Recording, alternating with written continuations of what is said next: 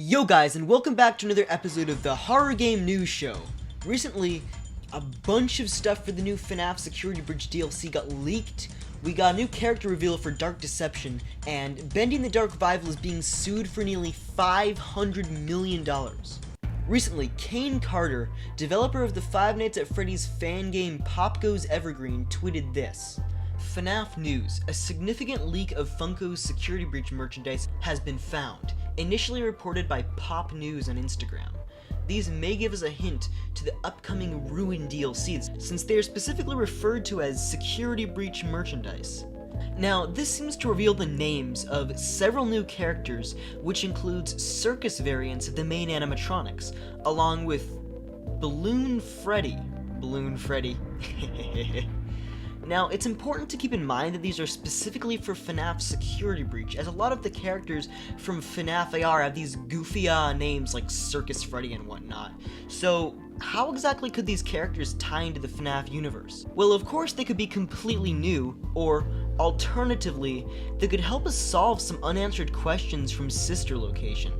In that game, all the animatronics are marked as Funtime Generation robots, all except for one. Circus Baby. Now, at the time, we all thought that was just some sort of very odd first name. But what if it wasn't? What if Baby wasn't originally from the Funtime generation of animatronics, but created for the Circus generation of animatronics? I mean, we know from the FNAF books that various characters and animatronics get switched around a lot between different restaurants, and the name certainly lines up.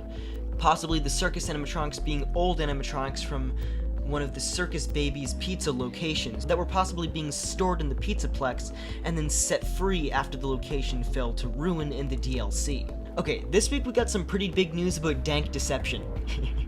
Dank Deception. Recently, Dark Deception revealed a new character in an image captioned, "Every journey has its end." Now, the monster is unlike anything we've ever seen in the Dark Deception universe before. Normally, the creatures in Dark Deception take the appearance of relatively cliché horror antagonists with its assortment of killer robots, clowns, and nurses. But this creature seems to be relatively unique, with a face that almost looks like twisted wood, a skeletal appearance, and human-looking teeth. And if you brighten up the image, you can see that the thing has an almost insectile-looking face, and in its mouth, you can also make out a viscous black ooze dripping from the back of its throat. If he is some sort of wooden tree creature, perhaps the level of the game will take place fully inside a forest, as that seems to be one of the only settings Dark Deception hasn't really done yet. I mean, yeah, they kinda did that with the Barely Buried stage, but like, that doesn't really count. As for how this character factors into the story, no idea. Glowstick really threw us a curveball this time, so I'm gonna just move on to the next story. Joey Drew Studios, the company behind Bendy and the Ink Machine, is being sued for nearly $500 million, a sum that is likely damn near impossible for one tiny indie studio to cough up. YouTuber Chris Portal, who has probably gone further down the Kindly Beast rabbit hole than anyone else, recently uncovered legal records of a case opened up against Joey Drew Studios. And the plaintiff?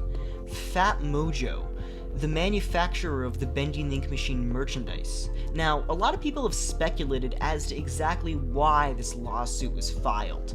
Everything from the flop of Showdown Bandit and the diminishing returns of things like Bendy and the Dark Revival, all to the shady dealings and misconduct at the company. But nothing has been directly confirmed as of now. As it has been a few months since the lawsuit was filed, we can guess it's probably progressing like most lawsuits. Slow and quietly. Probably resulting in some sort of ugly out-of-court settlement a few years down the line. So what does this mean for the development of Bendy and the Dark Revival? Well, probably nothing good. If Joey Drew Studios is putting all of their resources and money into fighting off a big, scary lawsuit, they probably won't have much time to work on Bendy and the Dark Revival.